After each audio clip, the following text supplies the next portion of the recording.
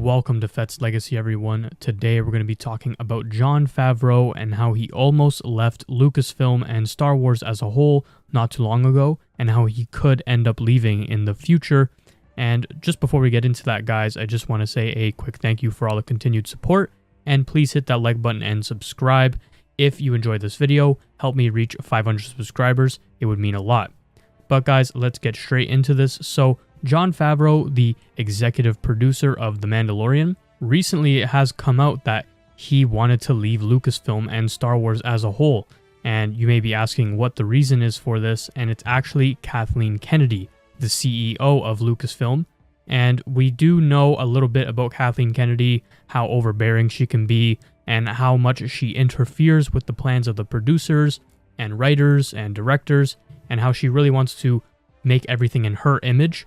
And I actually have made a video about how Kathleen Kennedy is ruining Star Wars and how she should be fired. I'll have that video in the description and a time card right now. So basically, I just kind of go into depth about how Kathleen Kennedy is so overbearing and how she tries to basically put her agenda into every Star Wars project that's going on.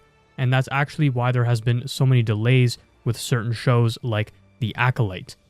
And we actually did find out that Kathleen Kennedy was the one who put in the plan to reunite Din Djarin and Grogu so early in the Book of Boba Fett.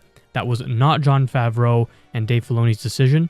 Even though they tried to play it off and say, you know, it just wouldn't feel the same without them, their actual decision was to have Grogu go with Luke for a while and have him train, and they did not want them to be reunited so fast. Kathleen Kennedy actually came in and basically told them to bring back Grogu and Din, mostly because Grogu sells the most toys, the most merchandise, and makes them the most money. And so they thought the series probably wouldn't do as well without Grogu in it, and they probably felt Mandalorian Season 3 wouldn't do as well without Grogu in it for obviously the majority of the series.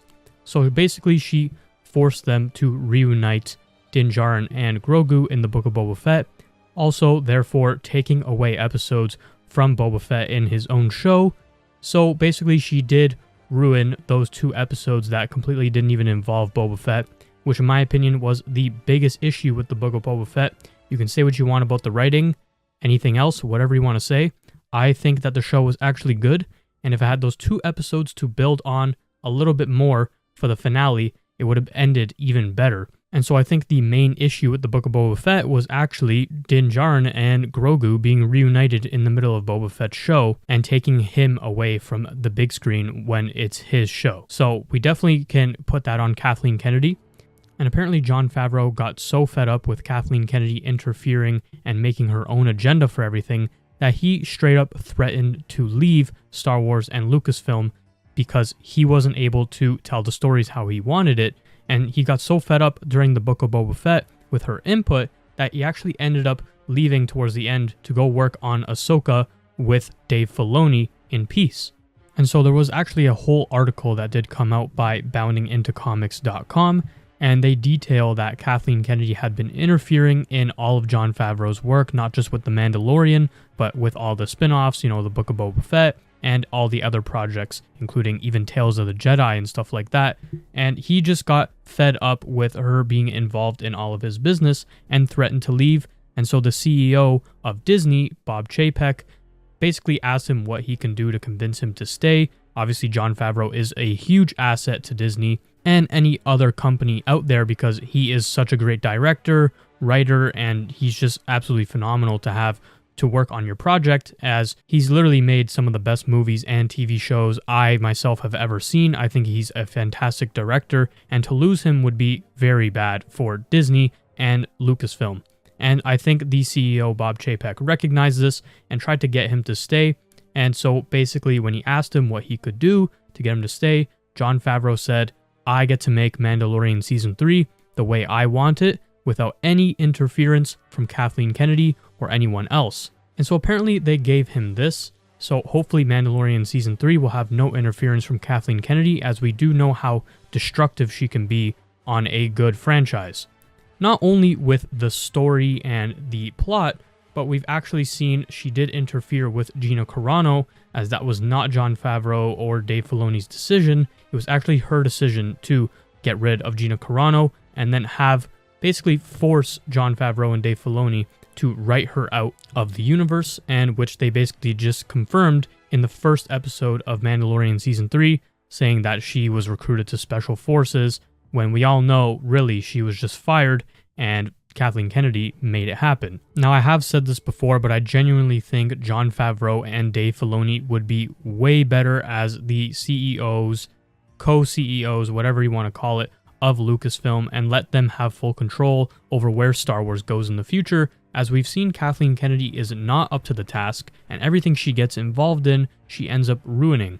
Obviously, her main project was the sequels, and I'm not here to be a sequel hater. This is not what the video is about, but I think we can all agree that the sequels did not live up to their potential and definitely did not get to where I thought that the sequels were going to go. And that's not saying that I know better than anyone else for where Star Wars should go and what should happen in Star Wars, but I consider myself a massive Star Wars fan, and I definitely think I could have done better on the sequels, especially Episode 8, as I actually think Episode 7 had some good potential and could have went somewhere, and I just felt like Episode 8 and 9 kind of squandered all of that potential. So we've seen what Kathleen Kennedy can do when she's in charge. She has the reins and she's making the decisions. You know, we've seen that Kathleen Kennedy does not have a great eye for who should be in Star Wars, who should be running Star Wars. We can obviously see that from Rian Johnson from Episode 8, the director. That was obviously a terrible choice. And we can also see that even recently with people she's been hiring to take on a new Star Wars project,